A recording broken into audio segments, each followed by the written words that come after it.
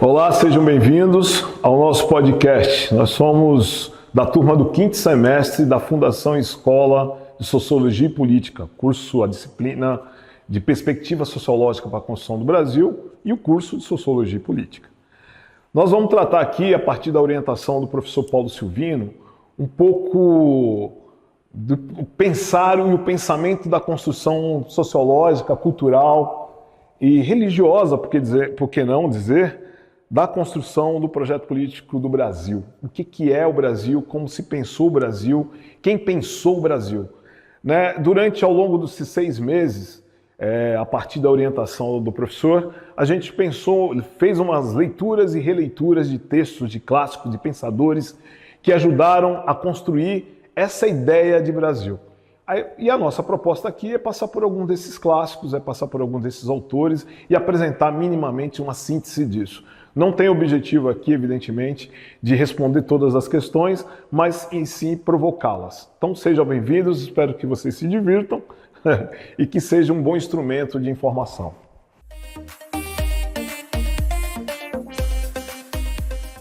Olá, eu sou o Pedro, aluno do 5º semestre de Sociologia e Política da FESP, e estou construindo esse podcast a partir das perspectivas sociológicas do Brasil. E a minha fala ela vai pensando as raízes das desigualdades brasileiras, abordando o texto do Caio Prado Júnior, o seu primeiro capítulo, O Sentido da Colonização, e o texto Pensamento Social Brasileiro. Então o objetivo desse comentário é sintetizar o que o Caio Prado Júnior coloca como a raiz da criação da base econômica brasileira, né? Importante dizer que ele é um marxista, então ele faz isso a partir de uma metodologia histórico-dialética, então ele vai analisar a história brasileira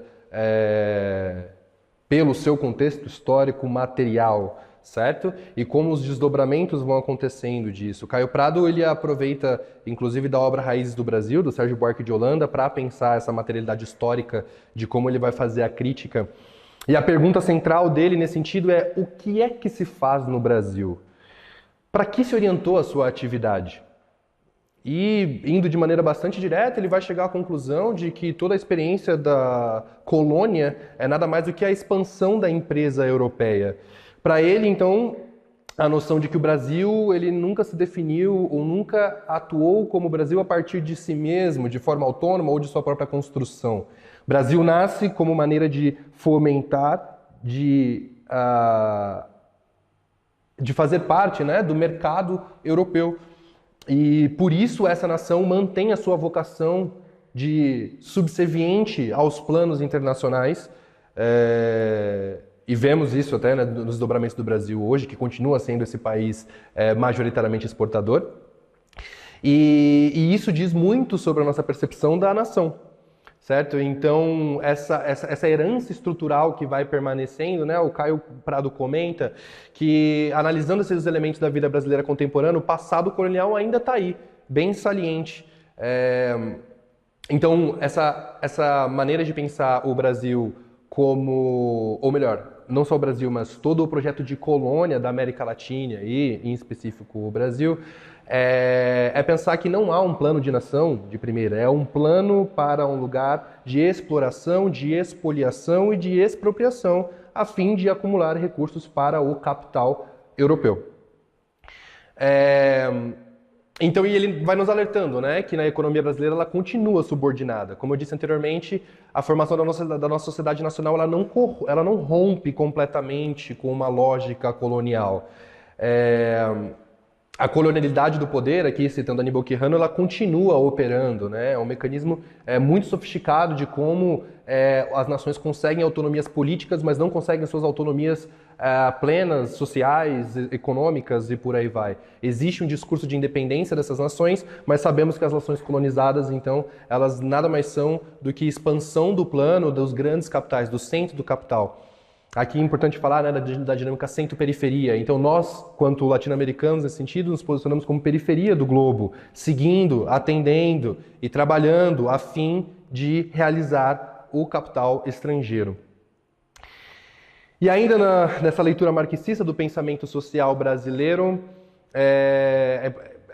ressalta-se, né, na teoria, que eu pensar o processo de autonomia da América Latina por uma perspectiva marxista não pode ser o processo de replicar o que foi o socialismo e o comunismo europeu, ou ainda, qualquer termo revolucionário que se aplique na Europa claramente não se aplica ao contexto brasileiro. Quando eu penso na perspectiva marxista do lugar do Brasil, eu preciso considerar a materialidade do Brasil. Isso significa não só o seu território, significa a sua população, a sua diversidade e, para além, o que é o mais complexo, as suas próprias contradições. As dimensões significativas desse processo, elas estão relacionadas a uma questão de modernização e mudança social, que foram responsáveis pela construção dessa configuração do Estado brasileiro. Então, se o Estado brasileiro pensa de maneira autônoma, de alguma forma, e vai se fazer valer metodologicamente do marxismo para isso, é importante que a gente analise as nossas bases materiais presentes para, então, a partir da teoria, elaborar alguma coisa. Não a fim de copiar ou de se assemelhar a algo que já aconteceu em fenômenos passados, mas a fim de maneira autônoma construir o plano de nação brasileiro, independente do plano de desenvolvimento econômico de outras nações, colocando como foco não mais a exportação, mas sim o crescimento interno, o desenvolvimento interno da nação e prezando pela autonomia, a soberania seria a melhor palavra, que abarca todos esses conceitos do Brasil. Então, acho que já chegando ao fim da minha fala, com o marxismo a gente tem aqui como incorporar uma prática para a teoria. Então, portanto, eu preciso partir da prática brasileira para pensar uma teoria revolucionária, uma teoria marxista fundamentalmente brasileira.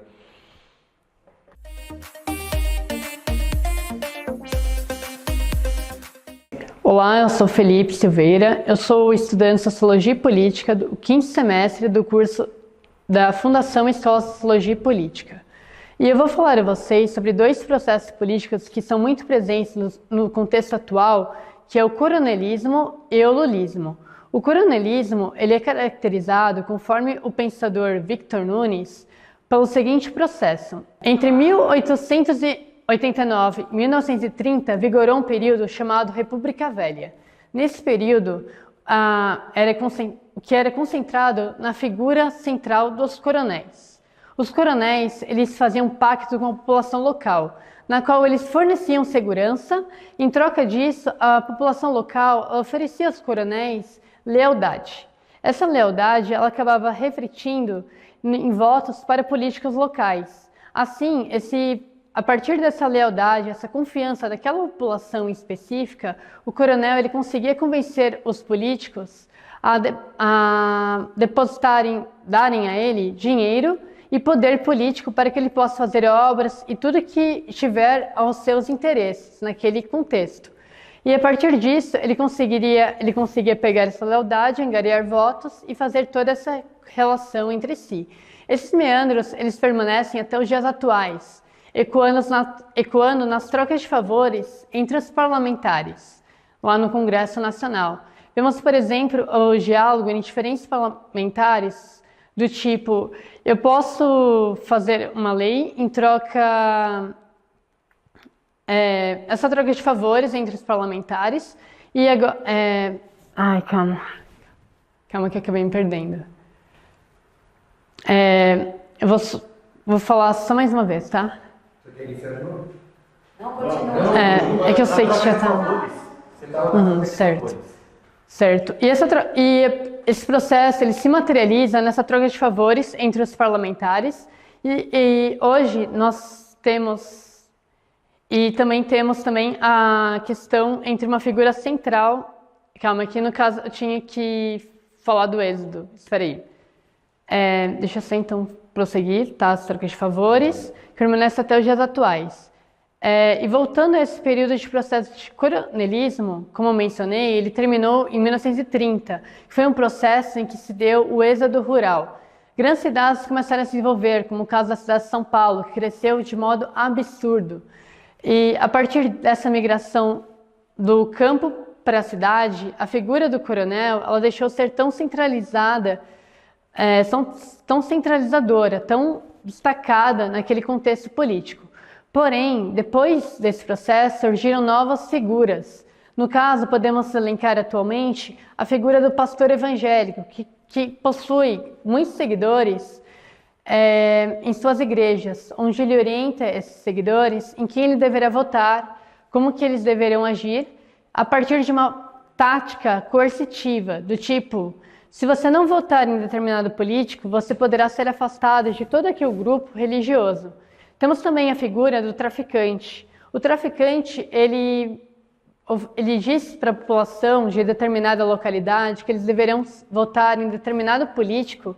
Caso contrário, eles poderão sofrer até algum tipo de violência, que é basicamente a perpetuação do que ocorria nesse processo do coronelismo, no qual o coronel ele obrigava as pessoas a votarem conforme os seus interesses, conforme os seus anseios.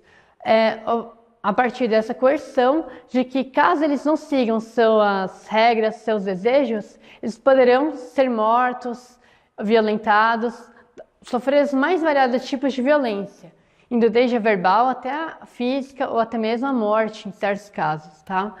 E isso é algo que, como eu mencionei, né, a gente vê até hoje nessas trocas de favores e tudo mais. E atrelando essa troca de favores, eu vou falar a vocês sobre um outro conceito que é o lulismo.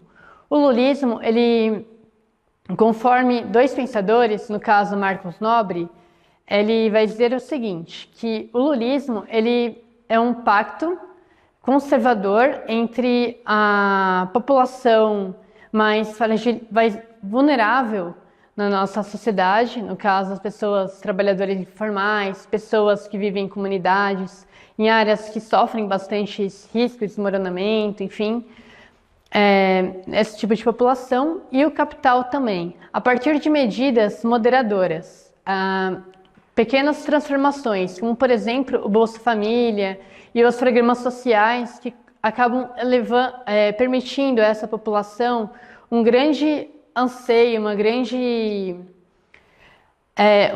ascensão nesse nicho econômico. Porém, ele acaba não rompendo com estruturas fundantes na nossa sociedade. E isso é algo que acaba atrelado ao que ele fala, que é o PMDBismo. O PMDBismo, ele vai falar que esse conceito, o MDB, ele se caracteriza em grande parte pela sua força em exercer um poder sem ter um cargo efetivo de liderança, como a presidência, por exemplo. E sim, por exemplo, no Congresso Nacional, como líderes da Câmara ou do Senado. Esse processo do MDB, essa postura pragmática, ela acaba se materializando no lulismo a partir desses pactos entre o Centrão e o governo federal, no caso Lula atualmente. E esses pactos eles vão acabar dificultando esse processo que eu mencionei, né, que é essas reformas estruturantes na sociedade, fazendo com que a gente acabe fazendo apenas mudanças pontuais em nosso espectro, né, social. No caso, o Singer, ele também vai fazer ele vai falar basicamente aquilo, né, que é esse pacto entre os trabalhadores informais e esse contexto do capital, né, esse pacto entre esses dois grupos, atrelado a reformas pontuais como Bolsa Família, e o Nobre, ele basicamente vai falar isso, né, que eu havia falado para vocês, dessa aliança com o Centrão, enfim, que acabam impactando bastante nesse processo estruturante na sociedade. É fundamental que a gente pense nessa questão do pacto, nesse pacto, né, basicamente, que é o que eles vão chamar de imobilismo, e a gente rompa com essa estrutura, né, imobilizadora, para que a gente possa realmente atingir o cerne das tais questões que norteiam o social, o político e o econômico do nosso país, né? E basicamente, já que isso acaba fazendo com que uma grande parcela da população acaba não sendo absorvida por essas estruturas. E é basicamente isso que nós vamos falar no próximo tópico. Nós iremos abordar quais são essas pessoas que acabam não sendo abrangidas por essas pautas. No caso, as pessoas mais pobres, como que o racismo também vai estar atuando nesse nicho, fazendo com que as pessoas acabem não vendo, muitas vezes, uma perspectiva de melhora a partir dessas políticas que vão sendo realizadas, né? Ou melhoras pequenas, basicamente, pontuais.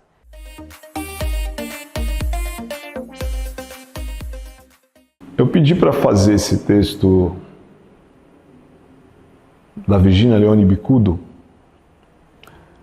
porque o texto é Atitudes de Pretos e Pardos em Relação ao Preconceito Racial. É uma dissertação de mestrado dela, defendida em 1945, na finada ELSP, e hoje Fundação Escola de Sociologia e Política. Talvez tenha sido, talvez não, foi a primeira pesquisa publicada sobre o tema, e ela foi a primeira formanda da Escola de Sociologia e Política, mulher negra. Não é exatamente isso que define a Virginia, mas só esse dado é de significativa importância. Mas eu pedi esse texto para fazer essa fala por conta também daquilo que a gente vem construindo aqui na Escola de Sociologia e Política, que é o Núcleo Antirracismo Virginia Leone Bicudo, que tem ela como referência. Mas o texto dela, em especial, que foi de 1945, então a pesquisa gira nesse período, foi importante porque ajudou a romper com a lógica, com o mito da democracia racial até então vigente, muito forte naquele momento. E ela foi a primeira pessoa, a primeira pesquisadora, a primeira estudiosa que foi de fato ao centro da discussão sobre a questão racial, né? Ela consegue apresentar e mostrar de forma uma pesquisa com base empírica, que o preconceito racial existia de forma velada, sutil e profundamente enraizado nas relações sociais do Brasil. Ela evidenciou que a ideia de que o Brasil seria uma sociedade sem racismo, baseada na miscigenação e harmonia racial, não correspondia à realidade dos negros e pardos, e pretos e pardos no Brasil. Ela foi a primeira pessoa que, do ponto de vista da ciência, fez essa denúncia. A segundo ponto que foi importante é que ela mostra e prova que o racismo como prática social cotidiana. A pesquisa que ela realizou revelou que pretos e pardos internalizavam o preconceito racial, muitas vezes aceitando ou naturalizando discriminações para tentar se adequar ao padrão branco dominante. Isso ajuda a entender hoje como o racismo estrutural opera não só por dentro, mas também nas subjetividades das pessoas negras. O que ainda é um desafio do enfrentamento do racismo. Pra você ter uma ideia, isso foi em 1945 a pesquisa. A gente lendo o texto da Virginia, parece que nós estamos falando do Brasil de hoje, né? Ela consegue objetivamente apresentar isso e consegue reconstruir e apresentar caminhos a partir disso. Terceiro elemento que a gente acha que é importante da pesquisa da Virginia Leone Bicudo. Ela destaca a ideia do preconceito de marca versus preconceito de origem. O trabalho dela foi precursor nas ideias que posteriormente seria desenvolvida por outros autores. Horaci Nogueira, Florestan Fernandes, especialmente na distinção entre preconceito de origem, que era comum nos Estados Unidos, e preconceito de marca no Brasil, onde aparece a fenótipa, cor, pele e traços, é o critério central da exclusão. Detalhe que assim, a gente fala muito merecidamente de Florestan Fernandes e Horaci Nogueira, mas a gente não destaca que junto com isso teve essa pesquisa da Virginia que ajudou a construir um pouco e deu base um pouco para essa pesquisa que muitos desses autores fizeram. E eu acho que tem um outro elemento que é a base para a política pública e estudos contemporâneos. Ao abordar o racismo sob uma perspectiva sociológica, e aí um outro dado da Virginia, que ela era psicanalista, então ela tem uma perspectiva sociológica e uma base psicanalista. Ela contribuiu para que os estudos das relações raciais no Brasil se tornassem mais complexos e mais interdisciplinares, o que é essencial hoje. Muito antes de falar de estudos interdisciplinares para pesquisa do racismo, Virginia já fez isso com a base na psicanálise. Por isso que ela fez a pesquisa dela olhando basicamente para a partir do elo das relações dos preconceitos. Como as pessoas, os pretos e pardos, introjetavam isso. E aí eu acho que é o mais importante da Virgínia, que para além da obra, da pesquisa dela, é o pioneirismo da pesquisa da Virgínia por ser uma mulher preta. Só por isso já era de se destacar a trajetória da Virgínia. Conseguiu se formar em 1945 numa turma que provavelmente só teria homens brancos. Ela consegue se formar, sendo a primeira socióloga, se destaca com a pesquisa, e não é pouca coisa fazer pesquisa sobre a questão racial em 1945. Por que fazer pesquisa sobre a questão racial? Hoje, em 2025, é um inferno. Imagine em 1945. Imagina o enfrentamento que teve, assim como imagino que o núcleo antirracismo e os NEABs têm sofrido, para fazer o debate sobre a questão racial dentro da sala de aula, para fazer o debate sobre a questão racial na academia, para fazer o debate sobre a questão racial na sociedade. Virgínia travou isso, foi pioneira nisso. Então, só a sua trajetória como mulher preta, que se propôs a fazer esse debate aberto, pesquisa, né, e fez de forma interdisciplinar, isso já dá para a gente a necessidade de se debruçar não só sobre a obra, mas sobre esse personagem importante na trajetória da construção de um olhar para o Brasil. Dando continuidade à perspectiva racial para a construção desse território, se a Virgínia Leone Bicudo vai trazer para a gente as atitudes raciais que moldam as relações interpessoais e o imaginário social brasileiro, com a Sueli Carneiro a gente vai olhar para essa anatomia, para essa arquitetura estrutural do racismo. Ela convida a gente a perceber que o racismo não é apenas um comportamento ou uma opinião, ele é um sistema de poder, uma engrenagem histórica e institucional que vai definir quem pode existir plenamente e quem não pode. Para ela, a construção do outro como não ser, que é no caso a população negra, é condição para afirmar o ser que é hegemônico, esse sujeito europeu, branco, hétero, cisnormativo. Isso vai ajudar a gente a pensar como a branquitude se torna o padrão da humanidade, universal, e, portanto, quem escapa esse padrão vai ser constantemente desumanizado. E essa não é uma ideia abstrata. O dispositivo de racialidade, que é um termo que ela traz, ele está nos nossos sistemas de justiça, por exemplo. Então, quando mais de 60% das pessoas negras no Brasil estão encarceradas, esse é um índice que evidencia como esse sistema penal continua a operar seletivamente as pessoas e dá vazão a essa estrutura. E aí, na saúde, por exemplo, o racismo também vai ser evidente. Os dados de mulheres, de mortalidade materna entre mulheres negras ser maior do que entre mulheres brancas também vai explicitar isso pra gente. Quando os profissionais da saúde minimizam as queixas das pessoas negras, também conta um pouco de como esse racismo vai usando dessas instituições para conseguir perpetuar essa ideia. E aí a Sueli Carneiro vai ajudar a gente a entender que tudo isso não é acidental. Ela revela como as instituições, então, da mídia ao judiciário, da escola à polícia, foram organizadas de forma a manter a população negra em posição de subalternidade.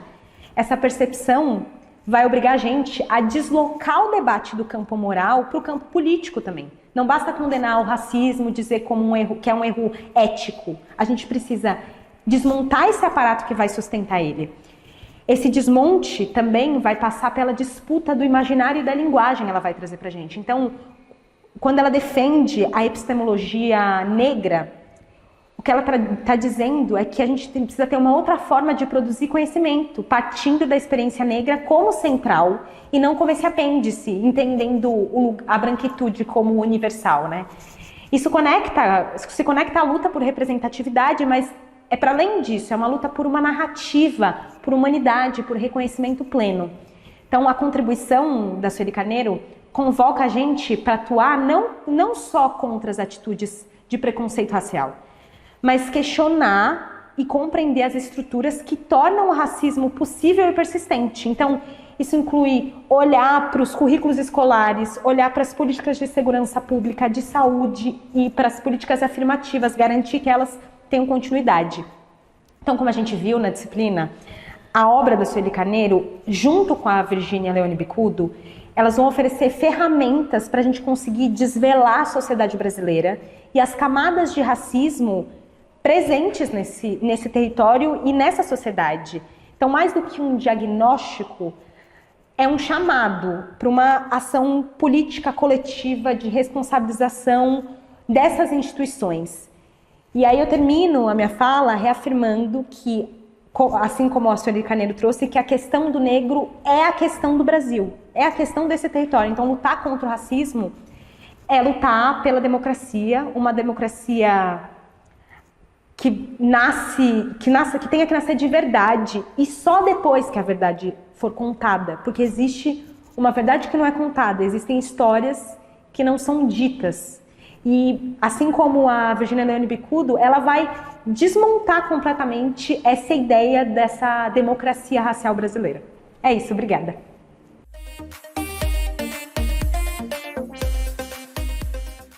Opa, eu sou a Bruna Imani, eu sou estudante do 5º semestre da Escola Fundação FESP, Escola de Sociologia e Política. Hoje eu trago aqui um pensador e pesquisador chamado Gilberto Marx, autor do livro Amazônia, Riqueza, Degradação e Saque. E é uma obra muito importante para a gente entender como a Amazônia foi sendo tratada historicamente pelo Estado brasileiro. Não como floresta viva, cheia de gente e saberes, mas como um lugar de ser explorado e saqueado. Bom, Gilberto Marx vai na contramão daquelas narrativas que romantizam o progresso e expõe como um discurso servil e ainda serve para justificar a destruição da floresta e o apagamento dos povos originários. Ele junta história, economia, política e memória para mostrar que a violência contra a Amazônia tem direção, tem lógica, tem interesse muito bem definidos e não é acidental esses interesses. E é aí que a gente entra no tema, como o modelo de desenvolvimento adotado pelo Brasil segue alimentando a destruição da Amazônia e o apagamento dos povos indígenas. Tudo isso com um discurso bonito de crescimento e integração nacional. Gilberto Marx denuncia que, mesmo sendo uma das regiões mais ricas em biodiversidade e cultura, a Amazônia virou um alvo de destruição. Isso não começou agora, vem de muito tempo, desde que a floresta foi tratada como um espaço vazio, uma ideia usada para fingir que os povos originários não existiam e não residiam naquele local. E durante a ditadura militar, essa ideia virou política de Estado. Criaram grandes projetos como a Transamazônica, a Zona Franca de Manaus, o Programa Grande Carajás, tudo com o mesmo objetivo, entregar a floresta para o capital nacional e internacional. O governo dava incentivo, garantia infraestrutura e quem lucravam eram sempre os mesmos, os grandes empresários, políticos aliados e mineradoras. Enquanto isso, os povos da região eram expulsos, silenciados e mortos. Um caso muito importante e marcante foi do caso do povo do Valmiri-Atroari, que teve seu território invadido no final dos anos 1960 e sofreu ataques brutais ao longo das décadas de 70 e início dos anos 1980, durante a construção da BR-174. A estrada começou a ser aberta em 1968, mas os relatos mais intensos de violência ocorreram principalmente entre 1972 e 1981. O exército brasileiro bombardeou aldeias inteiras com aviões e helicópteros. Estima-se que mais de 2.000 indígenas tenham desaparecido nesse período. Isso é genocídio.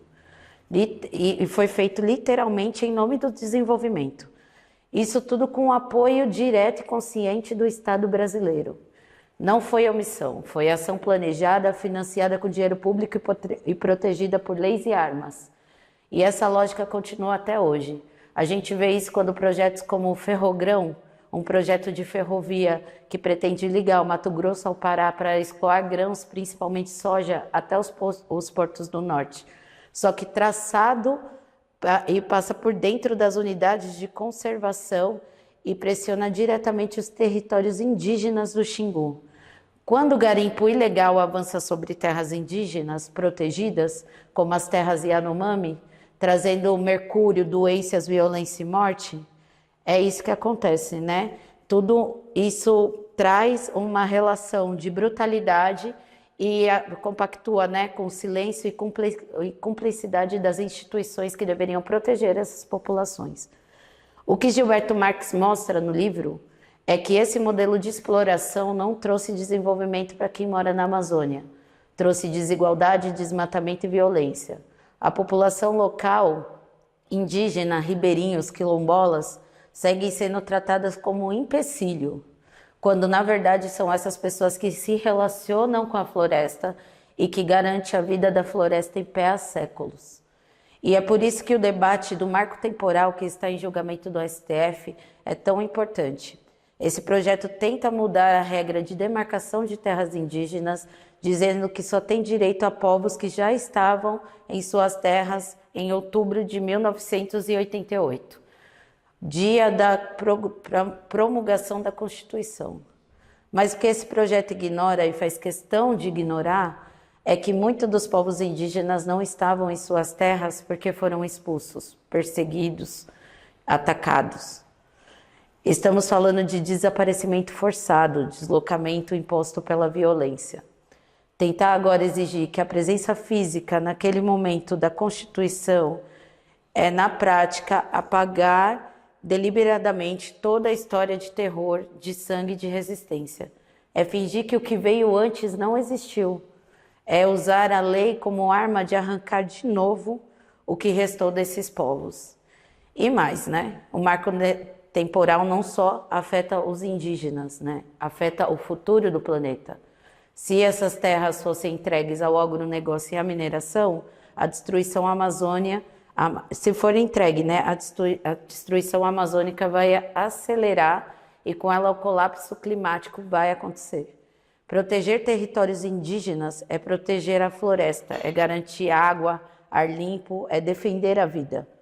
Porque a floresta não é um bem disponível para quem tem mais dinheiro e poder. Ela é memória viva, é saber ancestral, é sistema de sustentabilidade da vida. Não somos nós que preservamos, é ela que mantém e preserva a nossa existência. É ela que cuida da gente. E nessa guerra, os povos indígenas mostram todos os dias que não dá para falar de futuro sem falar de terra, território e dignidade. Eles enfrentam o capital, os tratores, as balas, enfrentam de frente um projeto de morte. E não estão pedindo licença, eles estão abrindo caminhos. E para seguir nesse tema tão importante, eu passo agora para minha colega Juliana, que vai trazer o pensamento de Ayrton Krenak, um dos maiores nomes da luta indígena no Brasil, porque, como ele mesmo diz, resistir é continuar sonhando. E ser indígena, hoje, também é parte da luta pelo futuro e pelo planeta inteiro. Olá, meu nome é Juliana Queiroz, sou aluna do 5º semestre de Sociologia da FESP. E hoje eu vou trazer aqui um texto que fala sobre a visibilidade indígena na construção do Brasil. O título do texto é Ser Índio deixou de ser sinônimo de escondido no mato. Esse texto é uma entrevista com Ayrton Krenak, que foi realizada em 2014. O Krenak ele se tornou um dos ativistas mais conhecidos, mais importantes no Brasil. Ele também se tornou o primeiro indígena a ser um imortal na Academia de Letras brasileira. Ele tem vários livros publicados, entre eles A Vida Não É Útil, O Amanhã Não Está à Venda, Para Adiar o Fim do Mundo, são alguns dos títulos que ficaram bem conhecidos. Ele pertence à etnia Krenak, que fica na região do Vale do Rio Doce, em Minas Gerais. Essa entrevista ela foi feita na época que Krenak era assessor especial do governo de Minas Gerais. Nessa entrevista ele retoma a trajetória dele, né, no movimento indígena e como o movimento indígena ganhou visibilidade e está inserido em diferentes setores da sociedade, passando a compor, segundo, né, nas palavras dele, uma grande maioria de excluídos. Ele ressalta que essa visibilidade é que vai garantir a sobrevivência para esses grupos minoritários, né? Aí a gente pode acabar até lembrando de um caso que ficou foi bem emblemático em 2023, foi o caso dos Yanomamis, que ganhou bastante repercussão. A forma como eles estavam passando fome, com várias questões lá, e a forma como foi tratado no governo Bolsonaro, né? E isso teve bastante repercussão na população, trazendo visibilidade para essa questão indígena. Só que aí, o que o Krenak coloca? Que além dessa visibilidade externa, que é algo que foi visto em relação a essa coisa pontual, também foi muito importante a visibilidade interna, para ocupar os espaços dentro do sistema. E aí, ele reconta uma cena muito importante que deu visibilidade para ele, na trajetória dele propriamente dito, que foi durante a Assembleia Constituinte de 87, que ele foi escolhido para representar o movimento indígena, porque ele sabia falar português, porque ele conseguia articular bem, e aí durante a fala dele, ele estava sendo ignorado, meio que ignorado no Congresso. Aí ele pega uma pintura que ele tinha conseguido no gabinete de um dos deputados, se não me engano, ou senadores, ele conseguiu pintura de olho mesmo com essas assessoras, e ele começa a pintar o rosto de preto. É uma cena bem emblemática, provavelmente vocês até já viram ele de terno branco e ele pintando o rosto de preto. Aí ele consegue ganhar holofote, porque a imprensa que estava lá, vai todo mundo para tirar foto, começa aquele monte de foto, e aí todo mundo começa a prestar atenção. Querendo ou não, isso chama a atenção da mídia, chama a atenção dos deputados, e isso permite que os indígenas sejam incluídos na Constituição de 88, que é o que vai dificultar, né? Não dá nem para dizer que vai viabilizar, mas vai dificultar essa destruição que estão tentando fazer em relação aos indígenas. A Bruna aqui anteriormente falou sobre o marco temporal, né, que é a Lei 490, que ela é uma lei que inclui a necessidade de que as terras em processo de demarcação deveriam ser comprovadas a ocupação antes de 88, o que é extremamente difícil, porque nessa época eles não estavam lá por N questões, muitas vezes porque estavam ocupadas ilegalmente por outras pessoas, né?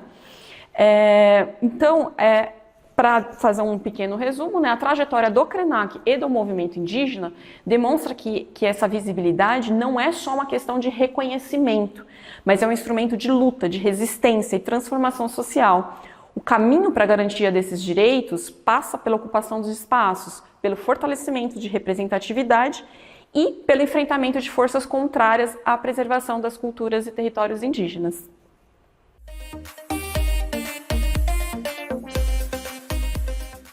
Olá a todos e a todas, eu sou o Silas Aguilar, muito prazer. Eu estou aqui com meu amigo Rafael Ferro.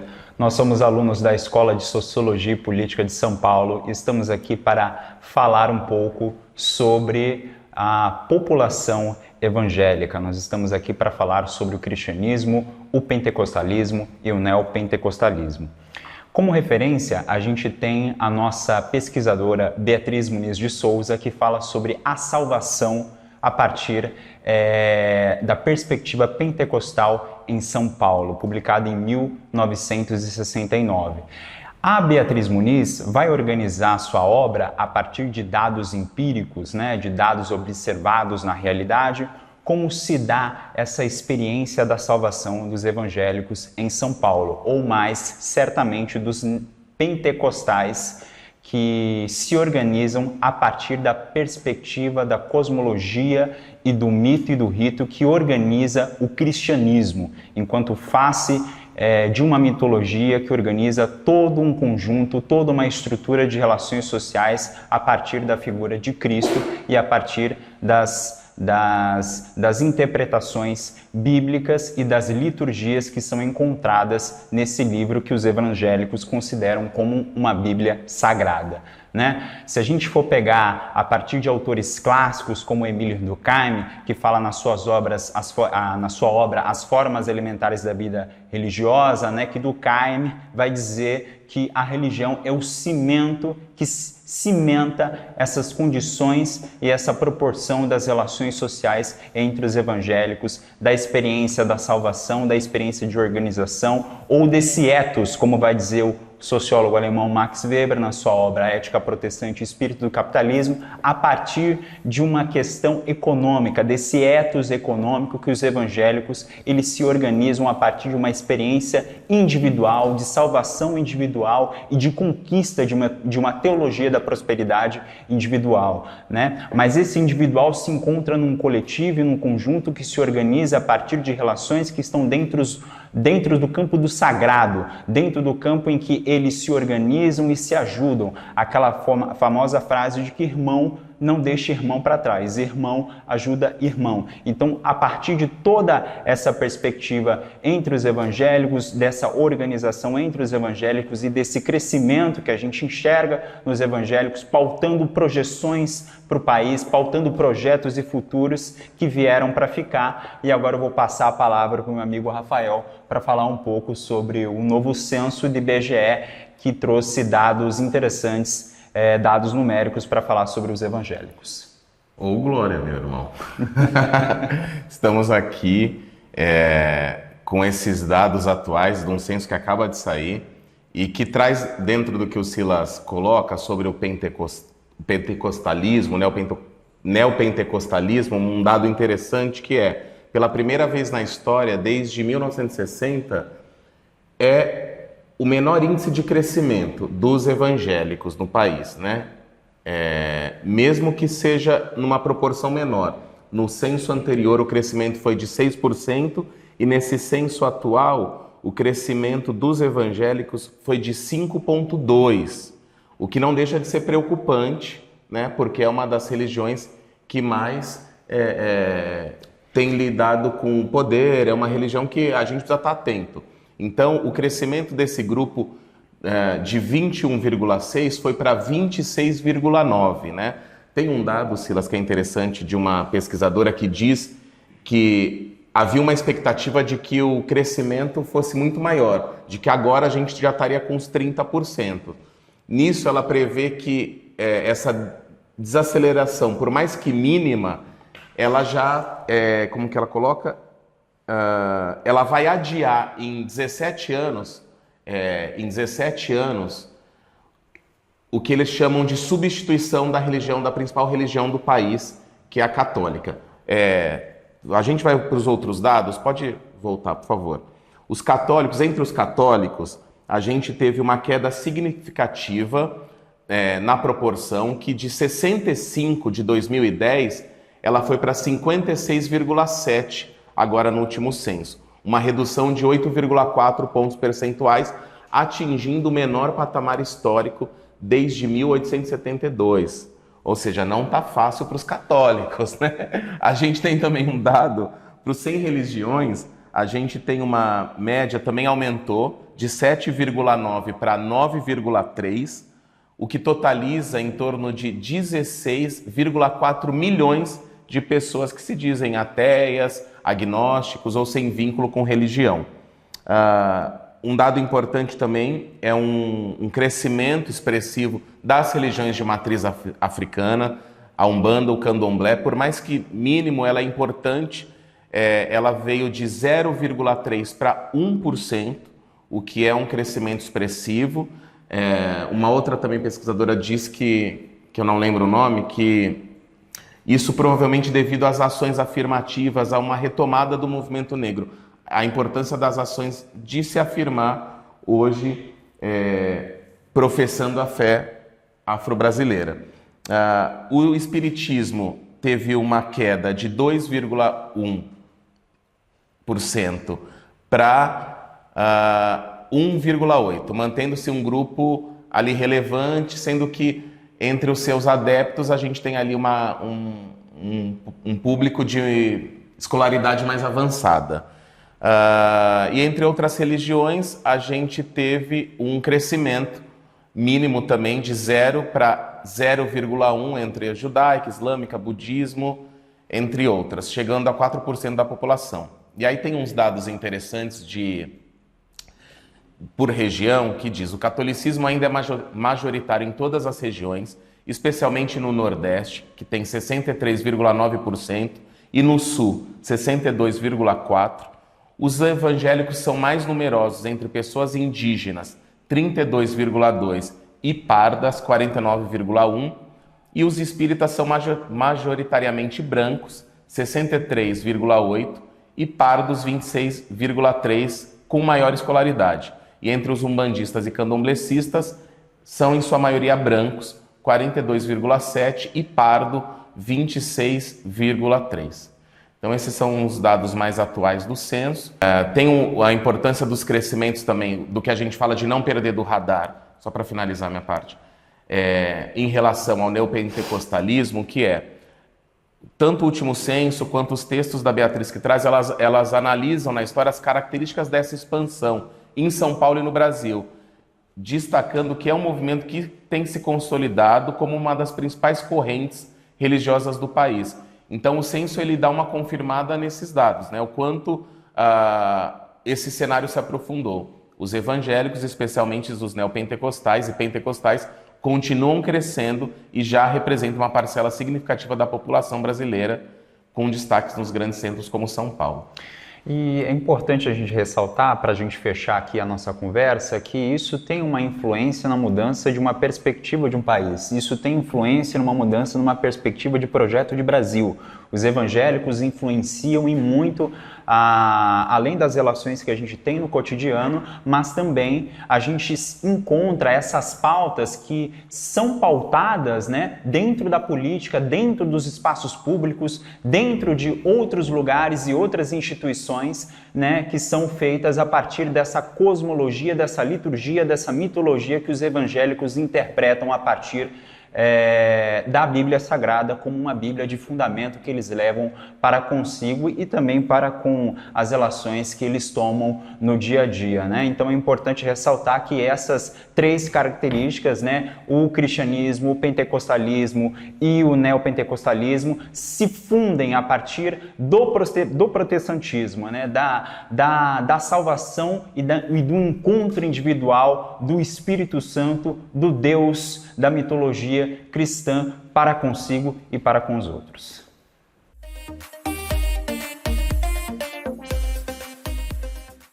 Gente, eu vim aqui dizer que nós chegamos ao fim do nosso episódio, das nossas pílulas, desse spoiler sobre essa disciplina que foi tão importante nesse semestre pra gente.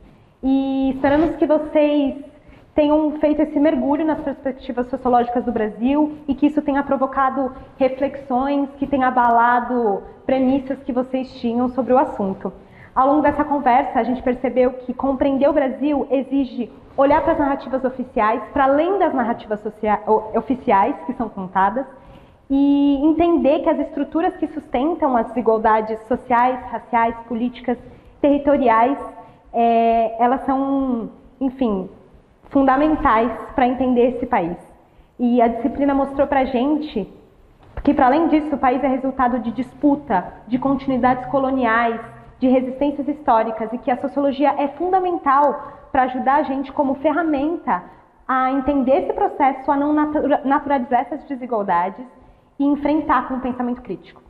E foi muito enriquecedor conseguir construir esse podcast em coletivo, porque é também assim que a gente constrói conhecimento em diálogo com essa parceria que a gente tem em sala de aula.